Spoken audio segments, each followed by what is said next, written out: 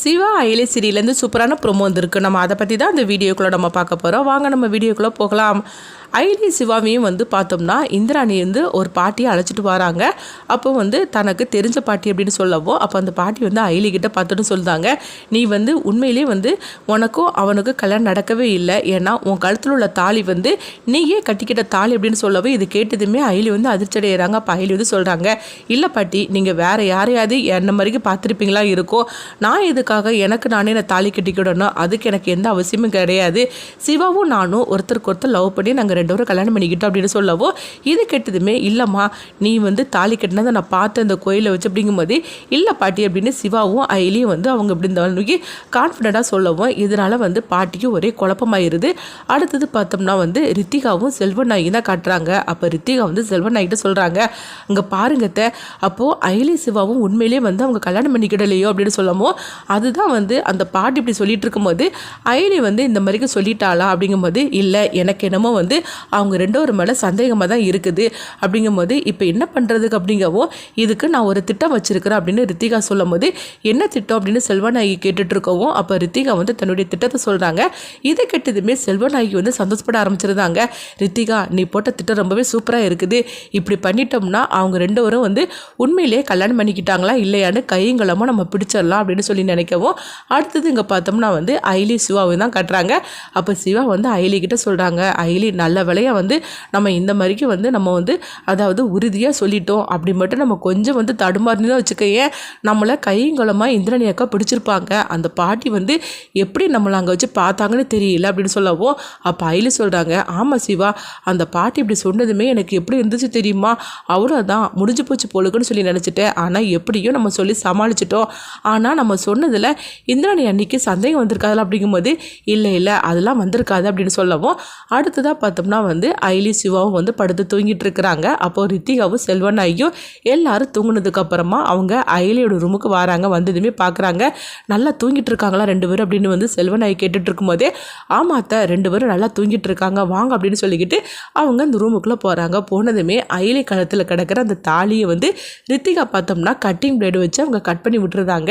அவ்வளோதான், அவள் தாலி செயினா கட் பண்ணி விட்டாச்சுது. காலையில் பார்க்கும்போது அவள் கழுத்தில் தாலி இருக்காது.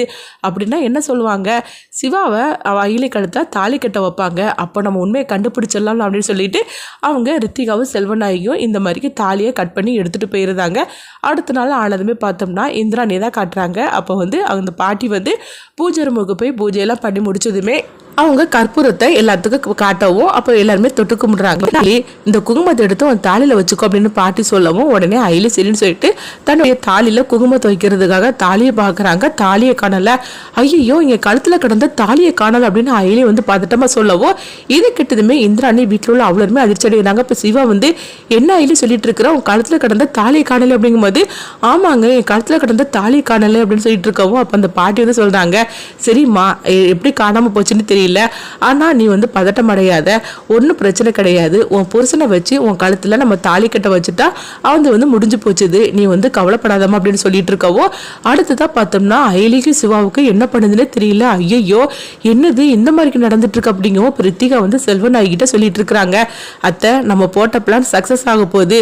இப்போ சிவாவுக்கும் அயலிக்கும் உண்மையிலே கல்யாணம் நடந்திருந்தா சிவா அயலி கழுத்துல தாலி கட்டுவான். ஆனா உண்மையிலேயே கல்யாணம் நடக்கலன்னா என்ன நடக்குன்னு பார்க்கலாம் அப்படின்னு சொல்லிட்டு இருக்கவும், ஆமா ரித்திகா இப்போ என்ன நடக்குன்னு பார்க்கலாம் அப்படின்னு சொல்லிட்டு இருக்கும் போதே அப்போ உடனே சிவாவையும் அயலியும் அந்த பாட்டி கூட்டிட்டு வராங்க. அடுத்ததான் பார்த்தோம்னா அவங்க 2 மாலையை வாங்கிட்டு வர சொல்லவும் 2 மாலையை வாங்கிட்டு வராங்க. 2 பேரும் இதில் உட்காருங்க அப்படிங்கும்போது அப்போ சிவாவை அயலியும் உட்காரவும் அவங்க கையில் மாலை எடுத்து கொடுக்குறாங்க. அடுத்தது பார்த்தோம்னா ஒரு மஞ்சள் கயிற்றுல மஞ்சளை கட்டி அவங்க எடுத்துட்டு வராங்க. இங்கே பாருங்கள், இப்போ உடனடியாக தாலி வாங்கணுன்னா கடைக்கு போக முடியாது. அதனால் ஒரு பொண்ணு தாங்காலத்தில் தாலி இல்லாமல் இருக்கக்கூடாது. அதனால இந்த மஞ்சளில் கட்டி அந்த மஞ்சள் கயிறு எடுத்துகிட்டு வரேன், அதுக்கப்புறம் நீங்கள் இதை மாற்றிக்கிடுங்க அப்படின்னு சொல்லவும், உடனே இந்திராணியும் சொல்கிறாங்க, ஆமாம் பாட்டி நீங்கள் சொல்கிறதா சரி அப்படிங்கிறாங்க. அடுத்ததாக பார்த்தோம்னா சிவா கையிலையும் உட்கார வச்சுட்டு அவங்க 2 பேர் கையில் மாலையை கொடுக்கவும் 2 பேரும் மாலையை மாற்றிக்கிட்டு சிவா அந்த தாலி எடுத்து நீ அயலி கழுத்தில் கட்டி விடுன்னு சொல்லும் போது எல்லாருமே அவங்கள சுற்றி நின்றுட்டு இருக்கவும், அப்போ சிவா அயலியை பார்க்குறாங்க, அயலி சிவா பார்க்குறாங்க. அப்போ அயலி வந்து சொல்கிறாங்க நல்லா நம்ம மாட்டிக்கிட்டோம் அப்படின்னு சொல்லிட்டு இருக்கும்போதே அப்போ அயலி சிவாவும் தான் கையில் வந்து அந்த மாலை எடுக்கிறாங்க. எடுத்ததுமே அப்போ அயலி வந்து சொல்லிட்டு இருக்கிறாங்க இப்போ என்ன பண்ணுறதுக்கு தெரியலையே சிவா அப்படிங்கும்போது எனக்கு என்ன பண்ணுறதுன்னே தெரியல அயலி அப்படின்னு சொல்லிட்டு இருக்கவும் அடுத்ததான் என்ன பார்த்துட்டே இருக்கிறீங்க 2 பேரும் மாலையை மாற்றிக்கிடுங்க அப்படிங்கும்போது உடனே அயலி வந்து சிவா கழுத்தில் மாலையை போட்டு விட்றாங்க. சிவாவும் அயலி கழுத்தில் மாலையை போட்டு விட்றாங்க. அடுத்ததான் பார்த்தோம்னா தாலி எடுத்து சிவா கையில் கொடுக்குறாங்க. இங்கே பாரு இதை வந்து அயலி கழுத்தில் கட்டி விடு அப்படின்னு சொல்லவும் உடனே சிவாவும் சரின்னு சொல்லிட்டு அவங்க வந்து அந்த தாலி எடுத்து வைக்கிறாங்க. எடுத்ததுமே அவங்க அயலி கழுத்தில் கெட்டாமல் வச்சுட்டு இருக்கும்போது என்ன பார்த்துட்டு இருக்கிற அயலி கழுத்தில் தாலியை கட்டு அப்படிங்கும்போது ஐயோ இப்போ என்ன பண்ணுறதுக்கோ தெரியல சொல்லிட்டு இருக்கும்போது அப்போ எல்லாருமே வந்து பதட்டத்தோடு பார்த்துட்டு இருக்கிறாங்க. சிவா வந்து அயலி கழுத்தில் தாலியை கட்டுவானா இல்லையா, உண்மையிலேயே இவங்க வந்து கல்யாணம் பண்ணிக்கிட்டாங்களா இல்லையான்னு சொல்லிட்டு எல்லாருமே ஆர்வத்தோடு இருக்கவும் திடீர்னு பார்த்தோம்னா பாவை வந்து உடம்பு சரியில்லாத மாதிரிக்கு நடிக்க ஆரம்பிச்சிருந்தாங்க.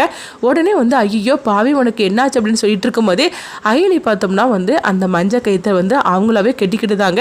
கெட்டி முடிச்சதுக்கப்புறமா பாவையை பார்க்க ஓடோடி போகவும் அப்போ பாவை என்னாச்சு அப்படிங்கும்போது பாவை உடனே வந்து அவங்க தூங்குன மாதிரிக்கு இருக்கிறாங்க. அப்போ தண்ணி தெளித்து எழுப்புனதுமே அவங்க பாவை வந்து எந்திரிச்சிருந்தாங்க. அப்போ வந்து இந்திராணி வந்து கெட்டுட்டு இருக்கிறாங்க. பாவை உனக்கு ஒன்றும் இல்லைடா அப்படிங்கும்போது ஒன்றும் இல்லாமல் அப்படின்னு சொல்லவும் அடுத்தது கொஞ்சம் வந்து பாவை வந்து கொஞ்சம் ரிலாக்ஸ் ஆகிருந்தாங்க. என்னன்னு சொல்லி பார்த்தோம்னா பாவை வந்து ஏற்கனவே அயலி சிவாவும் வந்து இந்த தாலி பிரித்து கோக்குற ஃபங்க்ஷனில் வந்து தாலியை அவங்களாவே வந்து போட்டுக்கிட்டு தான் பாவை பார்த்துருப்பாங்க. அதனால பாவையை காப்பாற்றுறதுக்காக இந்த மாதிரிக்கு ஒரு நாடகம் போட்டு அயலியை காப்பாற்றிருந்தாங்க.